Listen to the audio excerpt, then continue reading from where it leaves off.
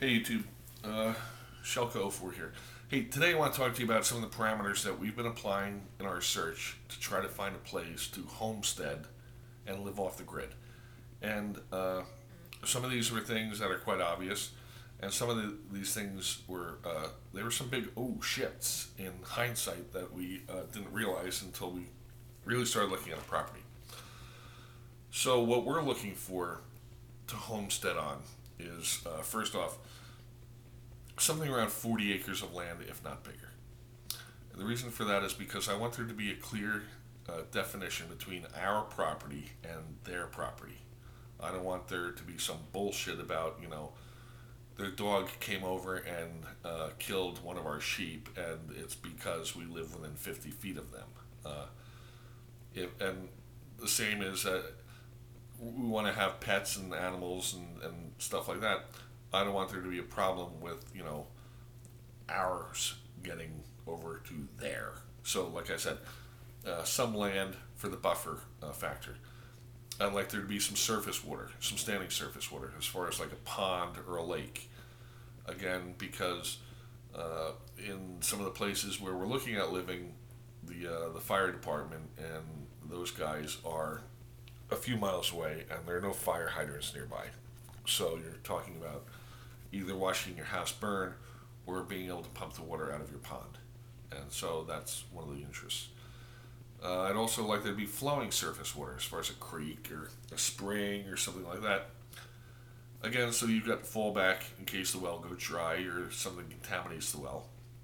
But also to have it so that we could use the flowing water to generate electricity. Now, what else? I'd like there to be some hardwoods on it. And the funny thing is, we're running into areas where it's either all planted with hardwoods or it's all a field. And I'd like there to be a mix. And part of the reason is because there's value in the hardwoods today, tomorrow, next year. You've got those trees growing out there.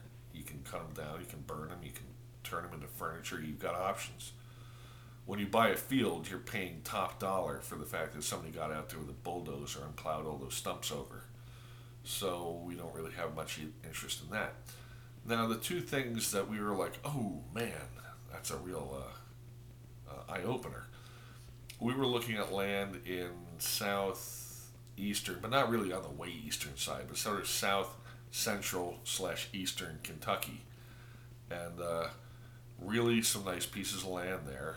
One of them was, I don't know, let's say it's 150 acres with a well and stream and pond and all the stuff we're looking for, and it's going for about 150,000.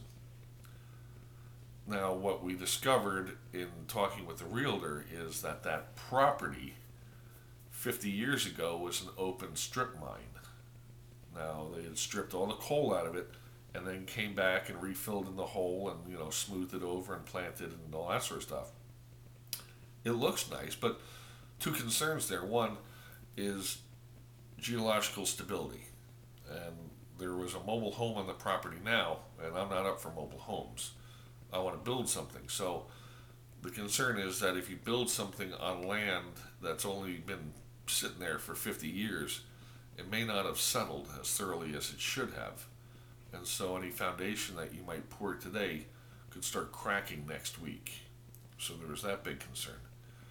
The next concern is, what did they fill the hole in with? Are they old barrels of crap and garbage that they didn't want to take to the dump, or they burned in place, or the chemicals associated with strip mining, or when the tractors busted a hydraulic hose, they just let that piss all over the ground, and it just sat there, and it's now on a layer of bedrock that's between you and it, and so the concern was that we would go through the expense and hardship of drilling a well, only to discover that 200 feet down the water was no good.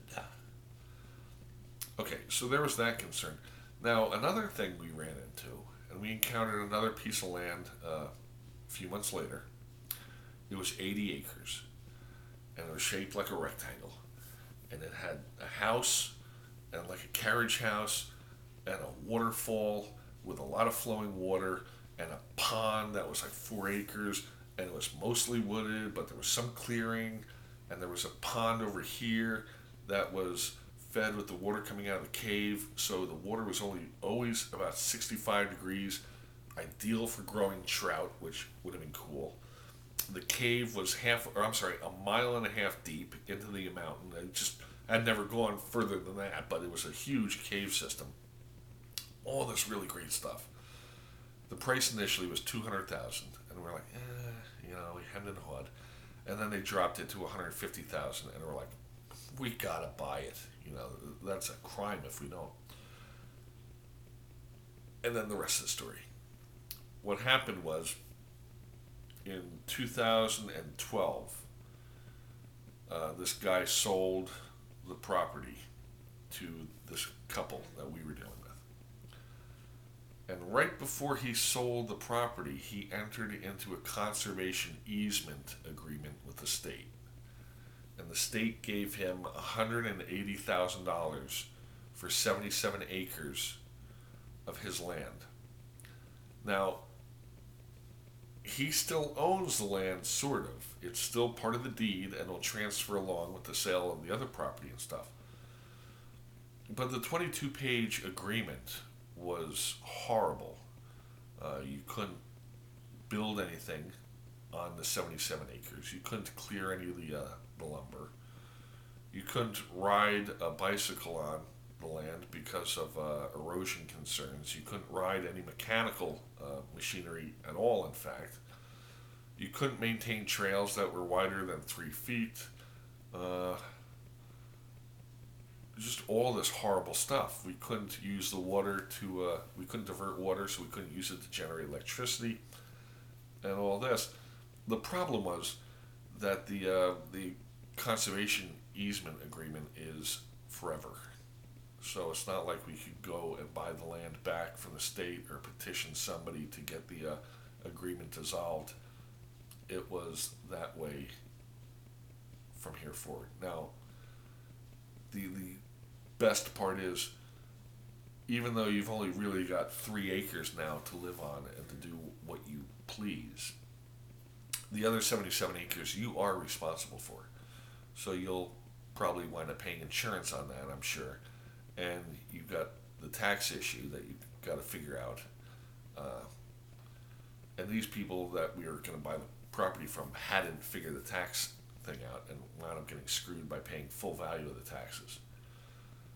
But the best insult to injury here is the fact that you have to allow the public onto the land to recreate the same way you would, as long as they didn't violate any of the terms of the agreement, which basically means that you, on your 3 acres, now live next to a 77-acre public park.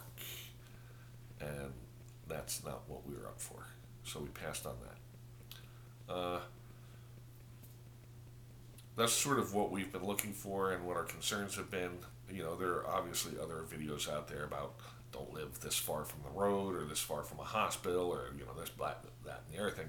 But I wanted to share with you some of our personal observations and experiences over the last year looking for property and what we've run up against and what we've discovered, so that, maybe some of this is now sticking in the back of your mind if you're going to go that route. If you have any questions, feel free to comment or ask questions. I reply when I get a chance. Other than that, like I said, please subscribe to my channel, and we'll take it from there. Again, this is Shelka04 out. Thank you.